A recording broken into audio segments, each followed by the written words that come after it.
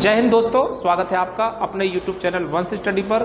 जैसा कि आप जानते हैं, आज हम एक नए टॉपिक पर बात करेंगे, औसत के पर। ठीक है, औसत का एक नया टॉपिक होगा जिसमें आप बिल्कुल जीरो से सम संख्या, विषम संख्या और ठीक है प्राकृत संख्याओं पर आधारित है, जिस पर भिन्न भिन्न तरीके के क्वेश्चन बन सकते हैं। जैसा कि एक क्वेश्चन आपके स्क्रीन पर है, 3 के प्रथम 7 गुणजों का औसत बताओ।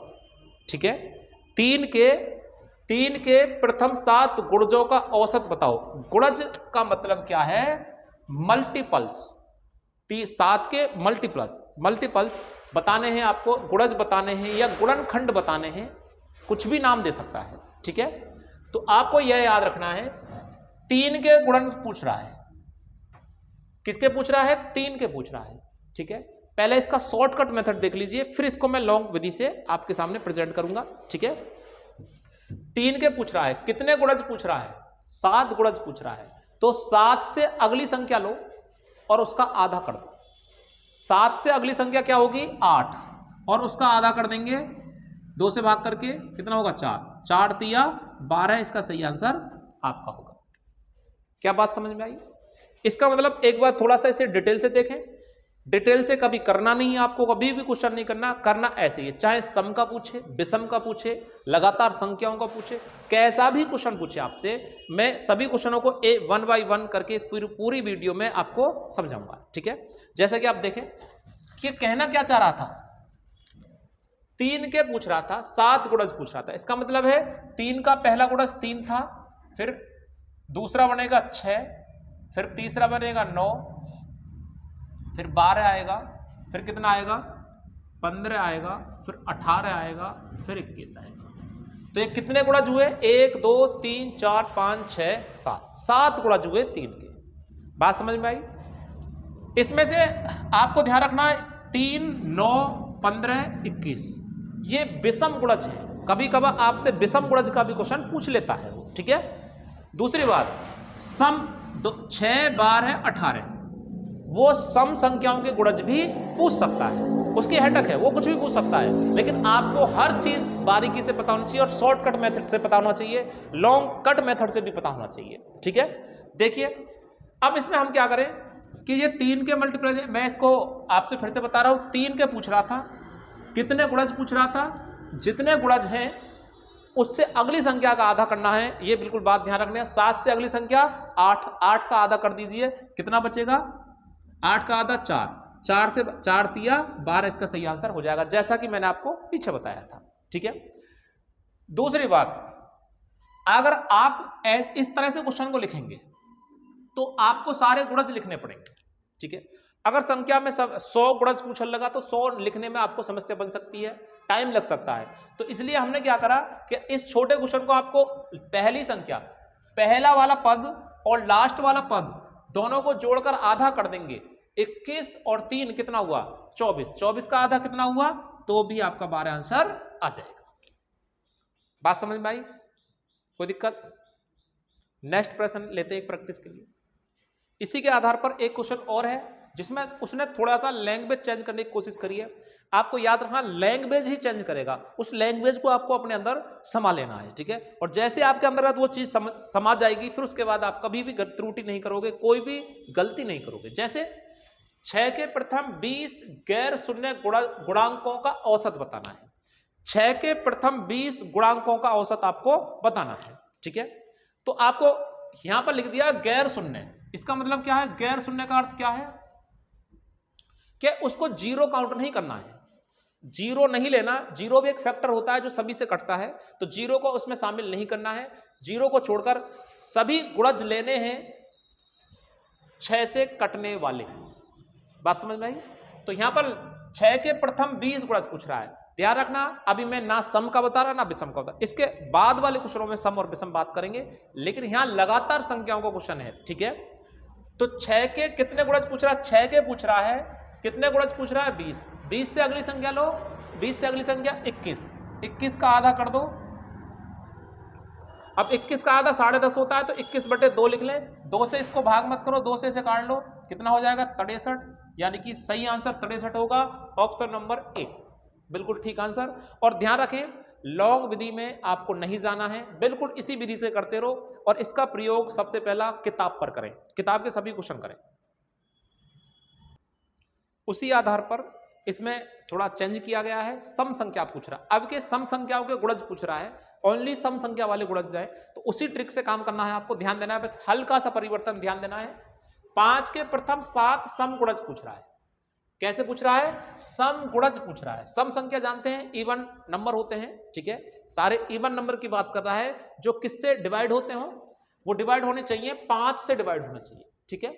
तो 5 लिखेंगे, 5 के कितने गुणज पूछ रहा है, 7 पूछ रहा है, 7 भी कैसे पूछ रहा है, सम पूछ रहा है, तो 7 से अगली संख्या का आधा करते हैं लगातार के लिए, लेकिन यहां सम पूछ रहा है तो 7 से अगली संख्या लो क्या आएगी 8, ओनली 8 की इसमें गुणा कर दो, टोटल आंसर आ जाएगा 40, यानी ऑप्शन सी बिल्कुल इसका ठीक आंसर होगा, ठीक है। लॉन्ग मेथड से आपको नहीं जाना, बार बार करें। एक और प्रश्न लेते हैं इसी के आधार पर, आइए एक क्वेश्चन और है आपके सामने जो सम संख्या से संबंधित है, ठीक है, याद रखें, आराम से बच्चों समझो इसको, मैं बाद में इनका एक रूल बताऊंगा पूरा कंप्लीट, और उसी को ध्यान रखना है, कहीं भी भटकने की जरूरत नहीं है, सारा प्रयोग आप किताब पे किसी भी नोट्स पर किसी भी चैप्टर में कहीं भी कर सकते हैं, कहीं भी, ये प्रयोग है, ये फेल होने वाला नहीं है, ठीक है।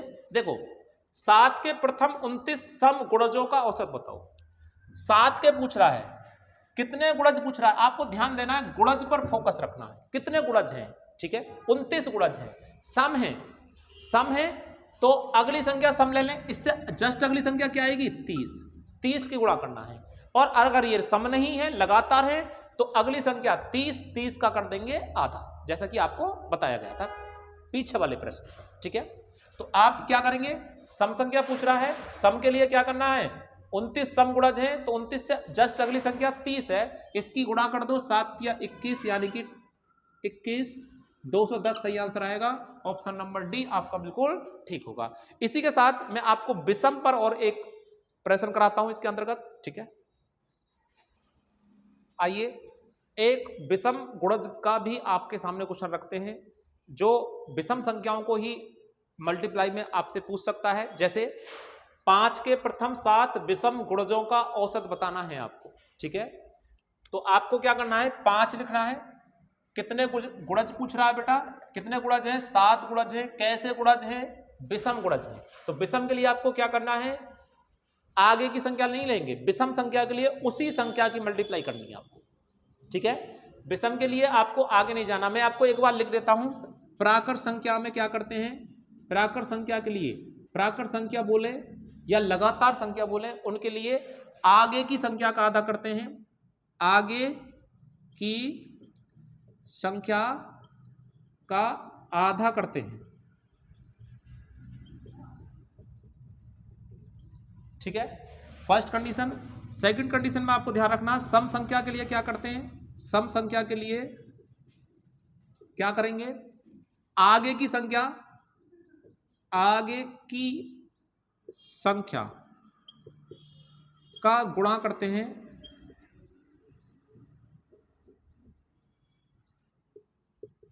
और विषम के लिए मैं क्या कर रहा हूं, विषम के लिए अब तीसरा पॉइंट यहां देखें, विषम के लिए क्या करना है आपको, उसी संख्या की गुणा करते हैं। उसी संख्या की गुणा करने का मतलब आप समझे कि यहां 5 के 7 विषम गुणज पूछ रहा है, तो कितने गुणज है, 7 गुणज है, कैसे गुणज है, विषम है तो 7 ही लिख दें यहां पर, ठीक है। अगर ये सम संख्या लेता तो 7 से अगली संख्या 8 लिख देते, अगर वो कहता कि ये ना सम है ना विषम है, लगातार पूछ रहा तो 7 से अगली संख्या क्या आती 8 का आधा करते आप, बात क्लियर हुई, ठीक है। तो आप विषम के लिए क्या करेंगे, आप इसी संख्या का इसमें मल्टीप्लाई कर दो, आंसर आ जाएगा 35, यानी ऑप्शन सी इसका बिल्कुल ठीक होगा। इसी के साथ इसी ट्रिक पर गुणज के सिवाय योग पर, लगातार संख्याओं के योग पर भी एवरेज के सवाल निकाल सकते हैं, आइए जानते हैं उनके बारे में।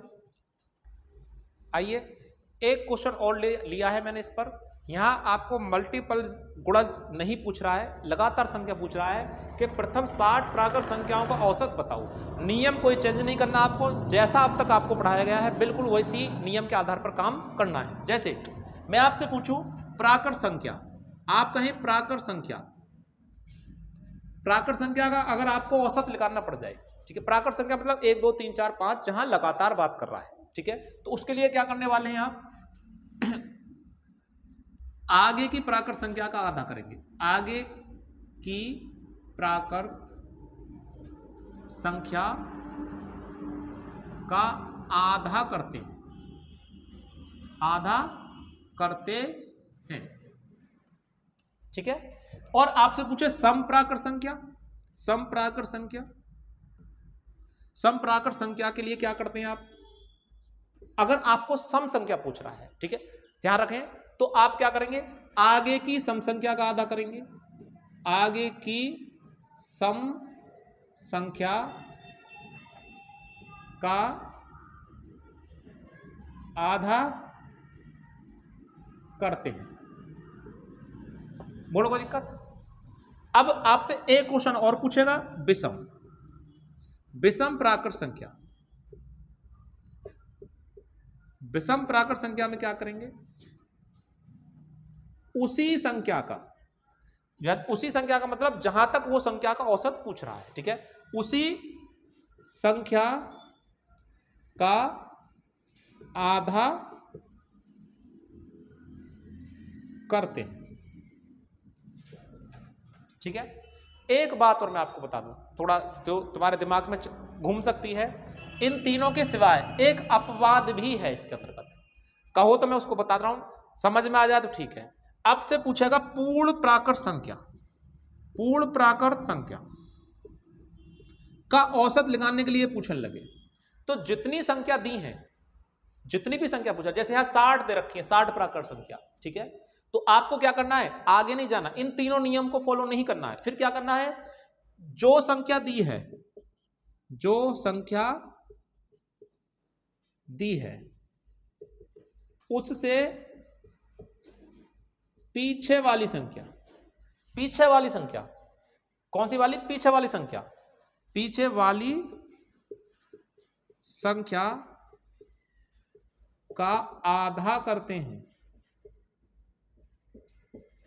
सिर्फ एक ये अपवाद है, इसका मतलब क्या है, पूर्ण प्राकृत संख्या, जैसा कि आप जानते हैं पूर्ण प्राकृत संख्या, पूर्ण प्राकृत संख्या ये 0 से स्टार्ट होती है, 0 1 2 3 डॉट डॉट इनफिनिटी, और जो विषम प्राकृत संख्या वो 1 से स्टार्ट होती है, 1 3 5 डॉट डॉट, ठीक है जी। सम प्राकृत संख्या 2 से स्टार्ट होती है, 2 4 6 8 डॉट डॉट, जैसा कि आप जानते हैं, ठीक है। और प्राकृत संख्या 1 2 3 4 5 डॉट डॉट इनफिनिटी तक। ध्यान दें, प्राकृत संख्या और पूर्ण प्राकृत संख्या में 0 का अंतर होता है, और ये 0 अपवाद बनके कभी कभार पेपर में क्वेश्चन आ जाता है, तो इसका ध्यान रखना पड़ेगा आपको, ठीक है। अब मैं इसी क्वेश्चन को आपके सामने सॉल्व करता हूं। इनमें से एक विधि लगाते हैं कि प्रथम 60 प्राकृत संख्या पूछ रहा है, तो प्रथम 60 प्राकृत संख्या पूछ रहा है, गुणज तो नहीं पूछ रहा, गुणज नहीं है, पीछे वाले टाइप में आपने गुणज पढ़ा था, ठीक है। तो यहां कह रहा है 60 प्राकृत संख्या, तो 60 से अगली प्राकृत संख्या क्या आएगी, 61 आएगी, और उसका आधा कर देंगे, और गुणज होता तो उसमें गुणा कर देते, लेकिन यहाँ गुणज पूछ नहीं रहा है, तो यहाँ 60 से अगली प्राकृत संख्या 61, जैसा कि मैं लिखा है, आगे की प्राकृत संख्या का आधा करते हैं। यहाँ देखो, आगे की प्राकृत संख्या का आधा करते हैं, तो 60 से आगे की प्राकृत संख्या क्या बनेगी, 61 का आधा कितना हो गया, 30.5, यानी सही आंसर इसमें 30.5 आएगा। और यहां पर ऑप्शन गलत लिख गया है, ये 30.5 करें इसको, ये सही है इसका आंसर, ठीक है। ऑप्शन गलत लिखे हुए हैं यहाँ पर, ये पीछे शायद पीछे वाले क्वेश्चन के हैं, तो आपको 30.5 आएगा, कोई दिक्कत नहीं। एक और प्रश्न लेते हैं इस पर ऊपर, जैसा कि आपने देखा इसमें एक प्रश्न और मैंने लिया है, प्रथम 100 प्राकृत संख्याओं का औसत बताओ। तो जैसा कि फर्स्ट नियम मैंने यहाँ पर लिखा है, आगे की प्राकृत संख्या का आधा करते हैं, तो आप क्या करें, 100 प्राकृत संख्या, ना तो सम बोला ना विषम बोला, प्राकृत संख्या बोला, प्राकृत संख्या मतलब है लगातार संख्या बोल रहा है, तो 100 से अगली संख्या क्या आएगी, लगातार 101, उसका आधा कर दें, कितना हो जाएगा, 50.5, सही आंसर हो जाएगा। औसत निकालने का इससे बेस्ट तरीका आपको नहीं मिलेगा कहीं भी, ठीक है। आइए एक सम संख्या का क्वेश्चन देखते हैं, नियम नंबर 2 पर आप चले, इस पर चलेंगे। सम संख्या के लिए मैंने क्या लिखवाया था, आगे की सम संख्या का आधा करते हैं, तो प्रथम 60 प्राकृत संख्याओं का औसत पूछ रहा है, तो 60 से आगे की सम संख्या कौन सी होगी जरा बताओ। 60 से आगे की सम संख्या क्या आएगी, 62 आएगी, और इसका आधा कर दें तो 31 सही आंसर आ जाएगा। ऑप्शन नंबर ए बिल्कुल इसका ठीक होगा। इसी के साथ एक विषम संख्या का और क्वेश्चन समझ लीजिए। आइए एक विषम संख्या का प्रश्न और जान लीजिए, और इन सभी प्रयोगों को आप अपने किताब में जीवन भर के लिए, यानी कि दादा ले पोता बढ़ते वो वाला हिसाब है, आप एक बार सीख लें और आप सीखने के बाद कभी भी आपको दोबारा पढ़ने की जरूरत नहीं पड़ने वाली है, ठीक है। तो कह रहा है विषम प्राकृत संख्या, विषम प्राकृत संख्या के लिए मैंने बताया था उसी संख्या का आधा करते हैं, अगर दिख रहा है ठीक है स्क्रीन पर, उसी संख्या का आधा करते हैं, नियम लिख के रखें अपनी कॉपी पर, ठीक है। तो यहां पूछ रहा है प्रथम 60 विषम प्राकृत संख्याओं का औसत बताओ, तो 60 से 60 विषम पूछ रहा है, तो विषम संख्या के लिए उसी संख्या का आधा करेंगे, आंसर आ जाएगा 30। और एक बात और याद रखनी है, अब यहां पर संख्या चेंज होती रहेंगी, 100 लिखो, 50 लिखो, 10 लिखो, 48 लिखो, 63 लिखो, 65 लिखो, सवाल बनता रहेगा, कोई भी समस्या नहीं आएगी, बस आपको नियम जान लेना है, ठीक है। एक पूर्ण प्राकृत संख्या का क्वेश्चन और ले लेते हैं। आइए एक पूर्ण प्राकृत संख्या का क्वेश्चन और समझ लीजिए, ठीक है। तो ये पूर्ण प्राकृत संख्या का जो क्वेश्चन आएगा वो आपको हमेशा चेंजिंग कहां लाएगा, प्राकृत संख्याओं पर, ठीक है, और किसी पर चेंजिंग नहीं लेके आएगा। जैसे यहां पर पूरा पूर्ण प्राकृत संख्या के लिए जो संख्या दी है उसे पीछे वाली संख्या का आधा करना है। तो यहां कह रहा है प्रथम 10 पूर्ण प्राकृत संख्याओं का औसत बताओ। पूर्ण प्राकृत संख्या आप जैसा कि आप जानते हैं 0 से स्टार्ट होती है, 0 1 2 3 4 5, ठीक है। इसमें 0 को शामिल किया जा रहा है, ठीक है। तो आपको जब 0 शामिल करेंगे तो 10 पूर्ण प्राकृत संख्या 9 तक ही हो जाएंगी, तो इससे पीछे की संख्या 9, और 9 का आधा कर देंगे कितना आएगा, 4.5, सही आंसर 4.5। या फिर आप एक काम कर सकते हैं, लिख के कर सकते हैं, 0 1 2 3 4 5 6 7 8 9, 1 2 3 4 5 6 7 8 9 10, पूरी 10 संख्या हो गई। जब 10 संख्या हो रही है 9 तक लिखने पर, जब 0 को शामिल किया जा रहा है, पीछे जाने का मतलब ये था। नहीं तो आप लिख लीजिए, इन सबको जोड़ेंगे, 9 और 8 17, 17 और 7 24, और 6 30, 5 35, और 4 कितने हुए 39, और 3 42, और 2 44, और 1 45 बनेगा। कितनी संख्या जोड़ी है आपने, कितनी संख्या जोड़ी है, 10, 1 2 3 4 5 6 7 8 9 10, 10 से इसमें भाग करेंगे तो आ जाएगा 4.5। इस तरह से भी आप अपने प्रश्न का उत्तर दे सकते हैं। तो वीडियो कैसा लगा, अगर वीडियो अच्छा लगा है, कंटेंट अच्छा लगा, तो आने वाले समय के लिए हमारे चैनल से जुड़ें, चैनल को सब्सक्राइब करके रखें, और लाइक करना ना भूलें, ठीक है। और कोई समस्या है आपको अगर वीडियो के अंतर्गत, तो कमेंट बॉक्स में लिखना ना भूलें। मिलते हैं नेक्स्ट वीडियो में, जय हिंद।